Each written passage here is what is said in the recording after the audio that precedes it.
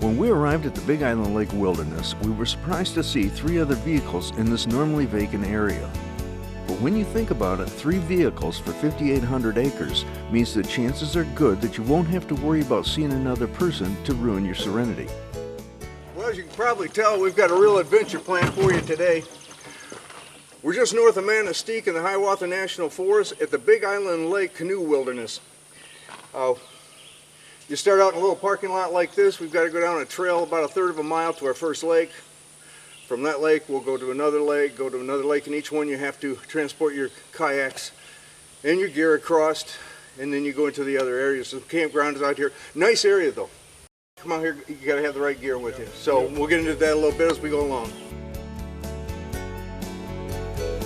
We packed each kayak with all the gear we would need for the journey and hiked the 3/4 of a mile back to the first lake where we would begin our adventure. And that's not bad at all. And this should be the longest portage that we have today. A beautiful area that's out here. We've got multiple lakes. I think there's around 23 lakes that are out here. We're going to be going from lake to lake. We'll probably only take in maybe 3, maybe 4 tops, just to get the feel of the area. Been quite a few years since we've gotten out here. Yeah, to do any more, we'd have to camp. Yes. Yeah, we're not planning on that, but we hope to pull up maybe to one of the campsites, take a look around, show you what they look like. So if you want to come out here and do a little wilderness camping, you can do that too. But right now, we're just going to go ahead and put in. We did bring our fishing rods along. We'll see how it goes and see if we string them up and get them ready. But we just want to get out there and have a little bit of fun and paddle around. That would be the greatest. All right. Before heading into the water, we made sure that we were covered with insect repellent. And if you're wearing shorts, it's a good idea to wear high socks because the trails are full of everything from poison ivy to picker bushes. The 23 small lakes located here range in size from 5 to 149 acres. Some of the lakes are connected by maintained portages, while other of the lakes are remote, making access more challenging, as you will soon see. We're out here on our first lake. This is called Big Island Lake, the namesake of the area. Right behind the camera right now, there's a huge island that's out here, and then on the other side of that, there's another smaller one.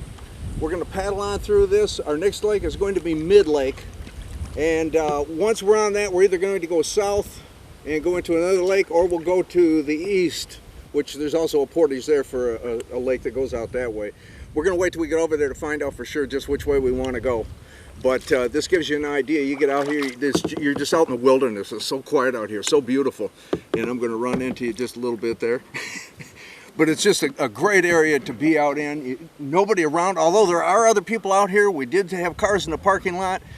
And we'll probably see some campers maybe out here while we're out here. So we're going to go ahead and get going. As a matter of fact, I see a canoe way at the other end of the lake right there.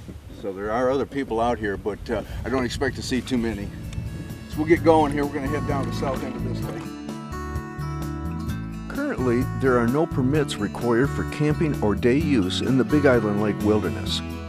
Camping at designated campsites is allowed and encouraged. Camping and day use opportunities include off-trail hiking, flat water canoeing, and fishing. Several portage trails lead into the wilderness lake where fishing and canoeing opportunities exist. Some lakes have no trails leading to them though, so most hiking is cross-country and requires strong orienteering skills.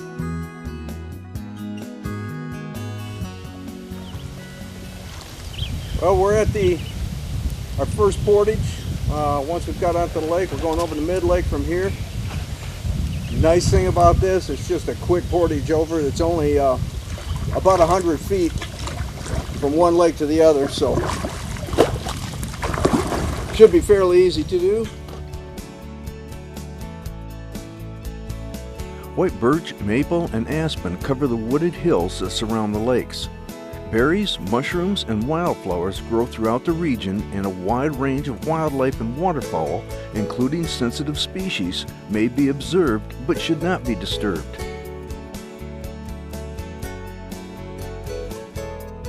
Just about plan on getting a little wet at each portage because it is quite shallow by the shoreline and you need to get in, but you have to get them floating first. So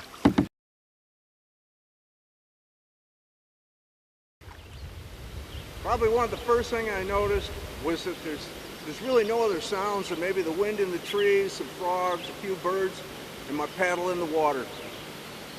Other than that, there's no road noises. We're way back in the National Forest. Closest road is a gravel 2-track that comes back here to the trailheads. And we've gone back now. We've made one portage. We're in the second lake, headed into a third. We're going to look at this portage. From what I understand, it's short but steep. I don't know what that means, but we're going to find out. If it isn't too bad, we'll haul our equipment over and try into the next lake. Otherwise, we may go back to the other end. There's another portage that leads into another lake that'll be easier. Well, they were right. It's short and steep. When we brought the canoes in, or the kayaks in the first time, we actually carried them down by themselves. We carried our equipment separately. Now we've got everything packed in these, and I think if we're going to do this, we'd like to try to keep everything right in the kayaks. But I'll let Denny get out and decide whether you want to try to make this or not. The decision was made to portage up over the top of this hill. They were definitely right about the steep part, but it was a long way from short. We hauled each kayak to the top one at a time. Loaded with gear, they weighed about 120 pounds apiece. Once at the top, we took a quick break. We were almost to the easy part, going down, or so we thought.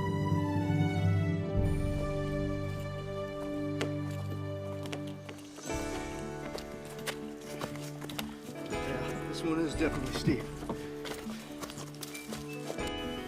Well, when they said steep, they weren't kidding. This one is definitely steep coming up these hills. They have built some wood platforms so you can step on them as you go along. That's how steep it is. You get up the top, was a little bit further ahead here, and then it drops down the other side. It doesn't look like it drops quite as far, so coming back we at least get to go down this part instead of up it. But be prepared, if you come this way, to have to lift quite a bit of stuff through the portage. You ready to get this thing done? Me neither, but we got no choice. We're only halfway.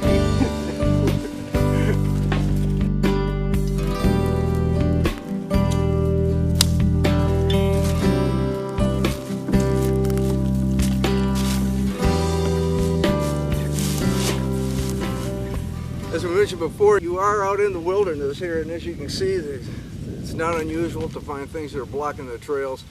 It can be a rough experience coming through. You got to plan for this and assume that there's going to be times it gets pretty hard, but you keep on going and you're going to come to what we came to now, and I think you'll change your mind about what it's like coming out here.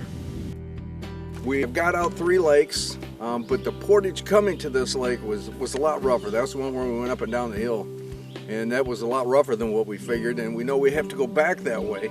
It's been beautiful coming out here. This is a great place if you can come out for the day or come out and do your wilderness camping out here. And virtually the most busy time of the year is where we're at right now, and we have seen a few people, but not many.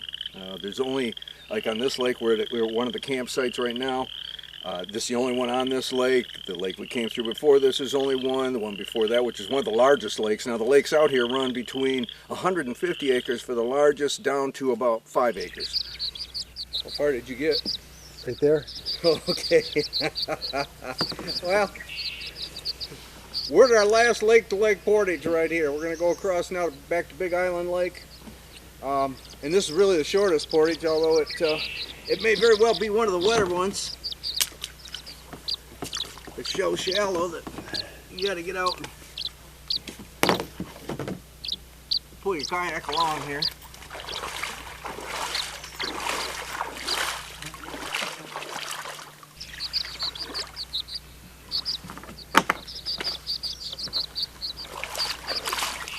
One of the neat things about this portage is when you come in and you can see the kayak down there, you walk up a hill, it flattens out and goes right into the next lake. So this lake level is higher than that one, and yet they're only a short distance.